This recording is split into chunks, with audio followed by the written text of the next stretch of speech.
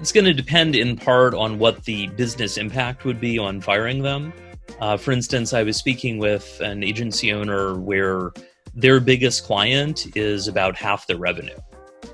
They can't fire that client overnight. They've got a client concentration problem, which I define as more than 20% of revenue from a single client. You want to avoid that as much as possible because it basically ends up leaving you trapped, right? You feel like you can't fire them even if you want to. They probably realize how big they are and they can demand things, and it's not a good situation. So some of it does depend. I think about customizing my advice to your values, goals, and resources, VGRs. If they're half your revenue and you firing them would be disastrous, you're going to have to figure out how to grow revenue from other clients so that 50% goes down as a percentage. It's going to take time.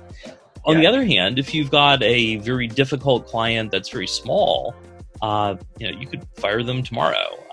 For instance, worked with a client in the eastern U.S.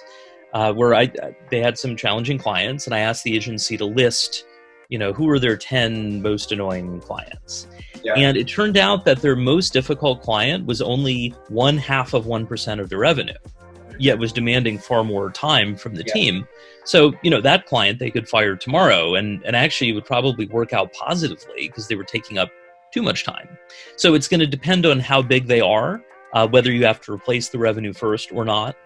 And the stronger your pipeline, you can also do a strategy I call strategic churn. That's where, say you've got, a couple smaller clients, you replace them with one bigger client. As one of my clients mentioned at his agency, it's funny, his, $40,000 to $50,000 a month clients individually tend to be less demanding than his legacy $5,000 a month client.